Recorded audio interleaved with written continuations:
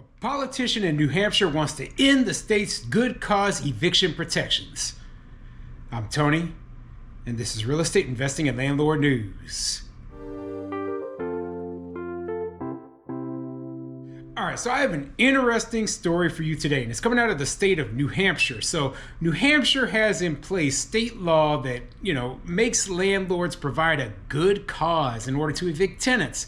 So a certain politician within the state says, hey, this does not work. We need to get rid of this law. Now, normally when I talk about good cause eviction protections, I'm talking about the other way around, where states are trying to pass laws to make this, in their state, in their municipality. So it's kind of weird to see a state where you see a politician trying to remove these protections. So I've mentioned before exactly why I don't like these laws. Okay, first of all, I believe it infringes upon property rights. Second of all, there are a lot of reasons that are not covered under these protections that basically, well, you cannot remove your tenant for. I don't consider it to be an eviction when if a person signs a 12-month lease, at the end of the 12 months, you don't want to renew the lease or give them a new lease. That's not an eviction. That is an end of the terms of the contract that you agreed to, okay? And it's unusual, and it's something that makes no sense to me whatsoever, that the government thinks they need to step in there and interfere, put themselves as a third party in between the property owner and the tenant, okay? We don't need a third party in there trying to manipulate things, okay? And that's a big problem that I have with all of this. So yeah, landlords, like the example I used in another video was, I have a tenant living in my property, right? They pay rent on time every single month. And the tenant and I, we do not get along. We do not get along, and there's a lot of tension between us, and it would be better if we just parted ways. But I can't do that because of the state law. And there's a lot of situations like that. For whatever reason, the two of you rub each other wrong, and the landlord is not free to end that relationship, to end that landlord-tenant relationship, take their property back, and then start dealing with a person who they don't have such a contentious relationship with. So before I get into this article, go ahead, hit the like, subscribe button, maybe leave a comment down below. Let me know what you think. So let me know what you think of good cause eviction protections, okay? Keep in mind that, good cause eviction protections do usually cover if a tenant doesn't pay rent, but there are a lot of things that they don't cover. And I'm not speaking specifically about New Hampshire because I don't know about the state, but some states also put in other little provisions to prevent landlords from being able to increase rent as much as they want.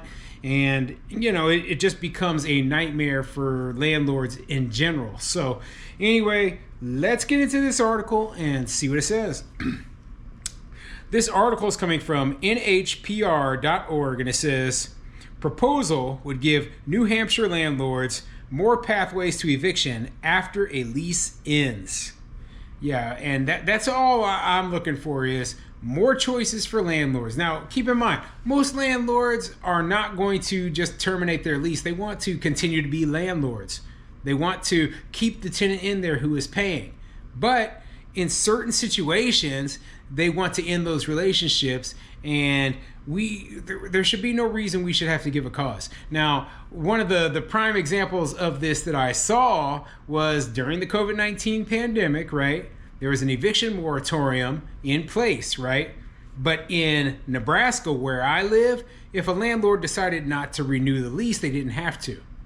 They didn't have to say, well, you know what, you haven't been paying me for the last 6 months, and I'm going to now go through the eviction process. No, I'm not going to renew the lease, and you can move along and find somewhere else that to live, because I cannot afford to keep you in there. And people would be like, oh, well, that's not right. That's not right that you're ending the lease on somebody in the middle of a pandemic. And I'm like, hey, they agreed to a certain term, be it 12 months, 24 months, whatever. And I have no obligation whatsoever to continue to rent to them, even if I don't want to anymore. So yeah, anyway, let's get into this article. A proposal at the State House would allow landlords to evict tenants after their lease has expired. Under current law, landlords can only evict tenants under specific circumstances, like failure to pay rent or substantially damaging the property. Representative Bob Lynn, a Republican from Windham and former Chief Justice of the New Hampshire Supreme Court, sponsored the bill.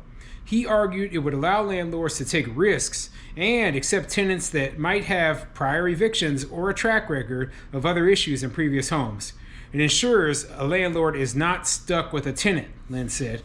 And that's an interesting perspective, an interesting way that I haven't really thought of it before, right? So, in his mind, it's like, okay, well, if a landlord is unable to remove this certain tenant, then he won't take a risk with them in the first place. Now, that might very well be the case, and that is a different way of seeing it. And I'm just curious if anyone else has ever saw it that way before. I don't, because I would have let those people in my property regardless, okay? But maybe there are some landlords out there who would say, okay, I'll put in this wishy-washy tenant because we have these eviction protections in place. Or they don't have those eviction protections in place. But opponents of the bill, like Mary Osborne of Dover, say it could jeopardize housing for vulnerable tenants like herself. A single mother with disabilities who has a son who has functional needs. If this bill is approved, it will create an environment where I hesitate to voice concerns to my landlords fearing attention, Osborne said. I'll be reluctant to request repairs and live in perpetual anxiety about the stability of our home. What over dramatic garbage, okay? The grand majority of states out there do not have just cause or good cause eviction protections for tenants. And do you think the tenants are up there, oh my God, at the end of heart attack, oh, I'll have anxiety. Well, here's the thing, right? To me, this person is serving their own interest. They're not actually interested in what's best for property rights, what actually follows the Constitution, what actually is best for the city, the state, the county that they live in. No, they're more interested in, well, me personally, I want to be able to screw the landlord over, and this law is the best way for me to do it. Well, that's garbage. That's complete garbage, okay? And you know what? These self-interested people are not the ones who should be dictating what the laws are across our state, our country, whatever, okay? These people should be relegated to, simply put, maybe voicing their concerns, but they shouldn't be the ones saying, oh, well, you have to pay so that I can stay here, or you have to keep me in here even if you don't want me here anymore. But that's exactly what these tenant groups and these politicians are doing. So let me continue. Many opponents of the bill also raised concerns that it places more power in the landlord's hands. Many testifying against the bill say there are already many grounds for landlords to evict tenants, including for lease violations or illegal activities. Some also pointed to New Hampshire's low vacancy rate for rental housing, arguing that it would be hard for people who are evicted to find a new home.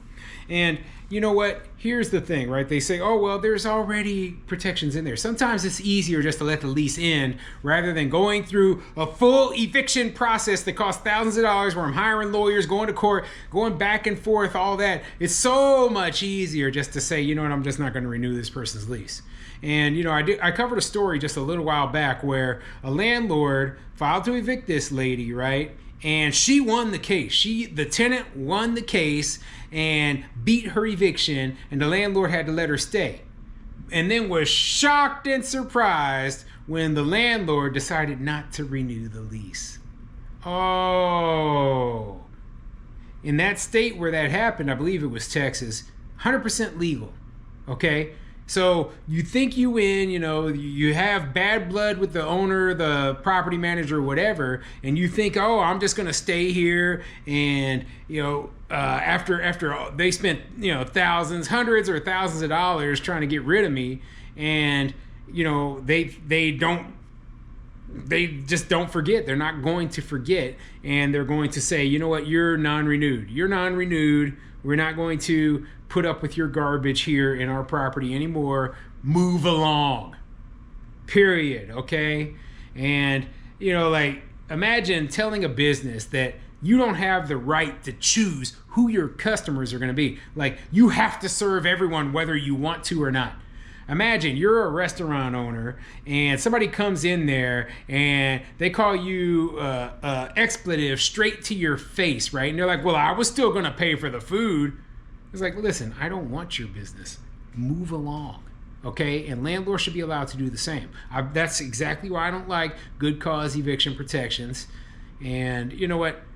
The people who think that there's suddenly going to be some kind of outbreak of a tsunami of evictions coming from this sort of law are just crazy. They're just trying to garner sympathy for this stupid law. It's just not going to happen. The grand majority of landlords are going to continue business just like they did before. And you can look for examples in all these states, all the municipalities that don't have these protections, and the tenants are doing just fine. So let's see if this passes. It won't. I'm 99% sure it won't. When you read about tenant protections, it is extremely rare when you see government removing tenant protections.